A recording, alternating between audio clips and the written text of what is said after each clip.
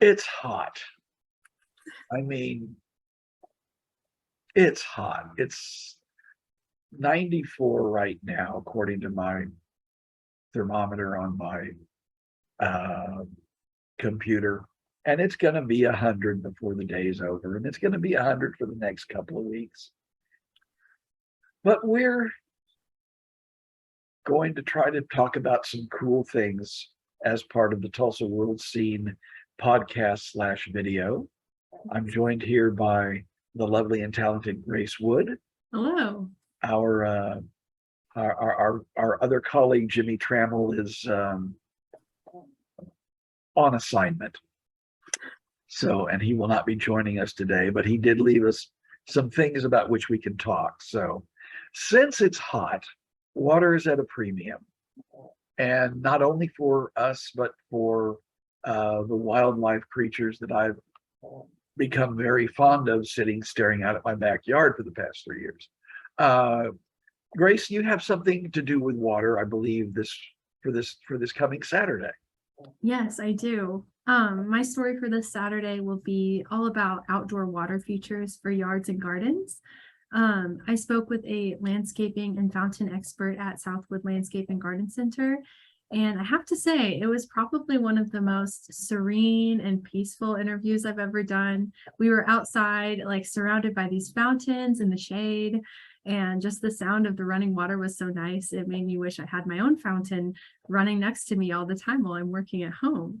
But the story that I wrote kind of goes into, how to pick out the right fountain or water feature for your garden, what to look for, and like also how to clean them and maintain them and make sure that they last throughout the year, and things like that. So we talked about that. And then we also talked a great deal about just how life-giving and essential these water features are for the animals in our neighborhoods, since we're experiencing obviously a really awful heat wave right now. The thermometer on my computer says 101. I don't know how accurate that is, but it's not good. So it's important for us to just provide a water source for these birds and bees and squirrels that make up our ecosystem.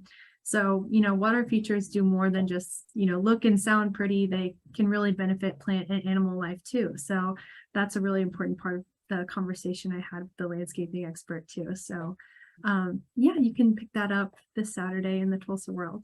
Okay, because I in past houses we've had bird baths that we would try to keep full, especially in hot stretches. And I a couple of summers ago when it was really hot, I put out what I thought was a smart thing, is a one of those aluminum metal roasting trays, the big things that you like put on the barbecue or something. I figured I'd fill that up with water, thinking the birds would love that, not realizing that birds like to grab onto things, and so their talons, like robins, were punching holes in the thing.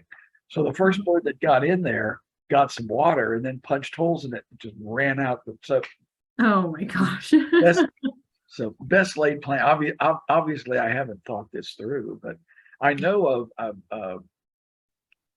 some people where they have it's a solar powered water feature, and so it's a self-contained unit. You don't have to fill it up. You just fill some water in, and then when the sun hits it, it activates the pump. Away it goes. So, well, good for that.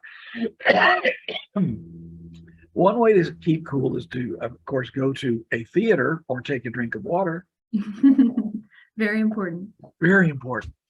Hydration. It's been anyway. And our colleague Jimmy Trammell this Sunday will have a story about a new book called Rock on Film. That is a kind of a history and ranking of films in which rock music was a main part. And Jimmy being Jimmy, he's found all sorts of Tulsa connections. Naturally, the 1979 the Buddy Holly story that starred Tulsa native Gary Busey is mentioned.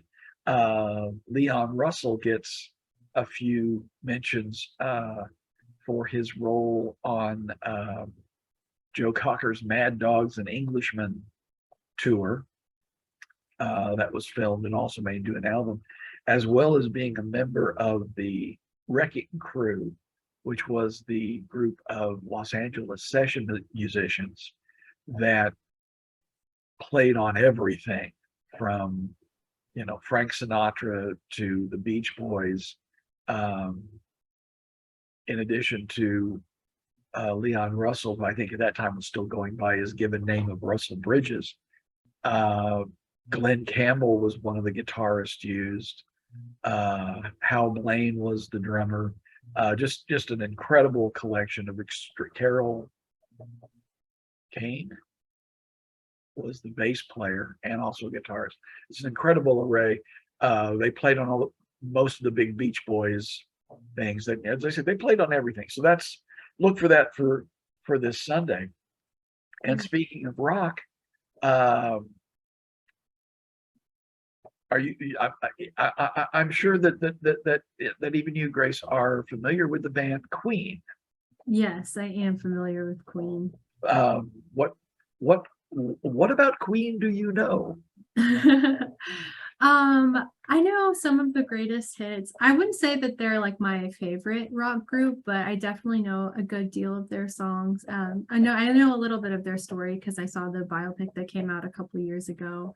I think I was first turned on to Queen when I was really little because the movie Ella Enchanted was like one of my favorites, and they performed the song Somebody to Love in like one of the big musical numbers toward the end of the film. So I always thought like that was like Anne Hathaway's song. And then I realized she in fact did not write it.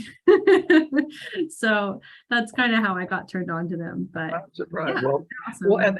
and that's kind of funny because the tribute band Killer Queen is coming to the Tulsa Theater July 21st. And we're going to have an interview with the frontman Patrick Myers. And that's one thing that he commented on is that, it's amazing to him that they've been doing this for nearly 30 years. And he says that he says that you're constantly being having new people discover Queen's music. It might be he mentioned the movie Wayne's World, where Bohemian Rhapsody is a big part of it, and the recent Freddie Mercury biography film, I believe it was also called Bohemian Rhapsody. That also spurred new interest in it. He says that they're constantly hearing, and people tell them that they're bringing their children to their very first rock concert, and it's their tribute to Queen. So I've seen some video of what they do, and it's a remarkable embodiment. I don't want to say impersonation because that kind of cheapens it, but a remarkable embodiment of how Queen looked and sounded. He does about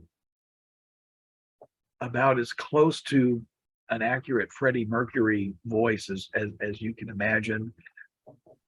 The guitar player looks just like Brian May. I mean, it's an impressive thing, and we'll have that coming in on Sunday. That's awesome. Do you have a favorite Queen song?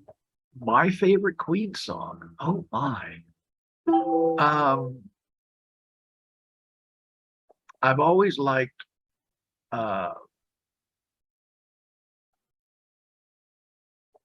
Somebody to Love, but one of my favorites, and it became so kind of only after Freddie Mercury passed away, was the theme from Highlander, Who Wants to Live Forever. And that's just really a remarkably powerful song. But I think if I have to say the best, my absolute favorite Queen song is kind of a hedge, because it would be Under Pressure, which they did with David Bowie.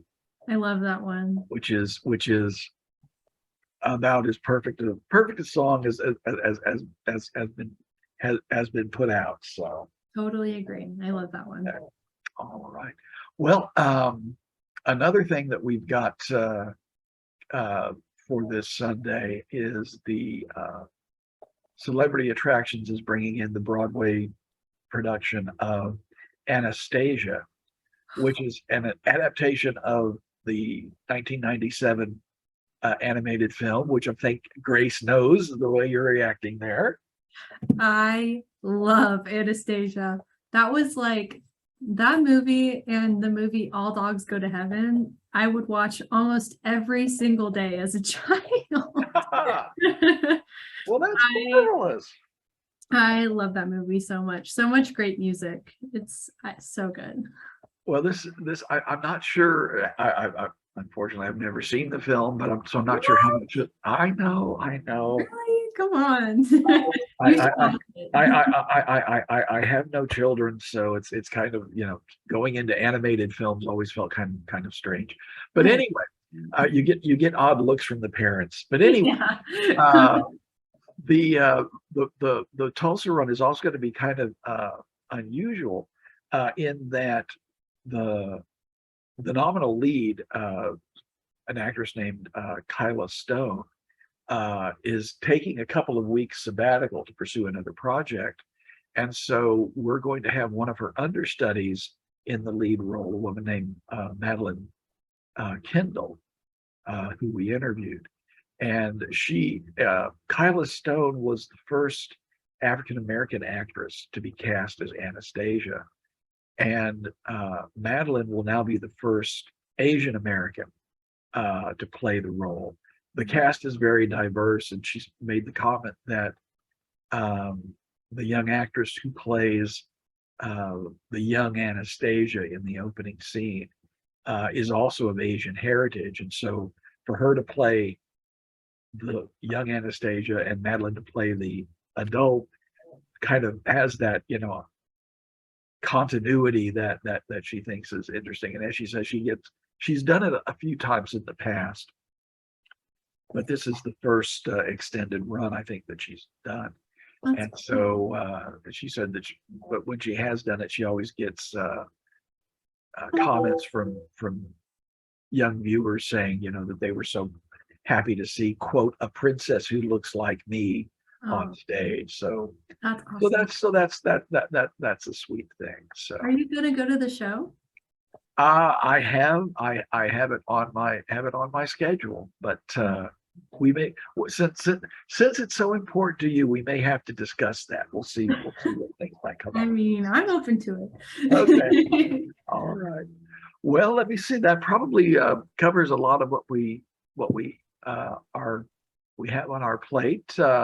This is also the weekend of the Fair of the Heart at Expo Square. So if you're into home decor and crafts and the like, that's the place to go. Mhm. And we have a review of a new place called Shaky Jake's in Broken Arrow. That is a over the top burger and hot dog place that opens in the same space as the Broken Arrow Bramble and Breakfast and Bar. They do brunch until like 2 o'clock, and then it's Shaky Jake's from 3 to close. And it's definitely worth a trip out there. And we talk with the owner about some other concepts that will be showing up in the other two Brambles in downtown and in Jake's. So keep that in mind. Well, thank you all for putting up with us on this day. We hope that you stay cool, drink lots of water, Mm. and we will gladly see you later. All right. Bye, everybody.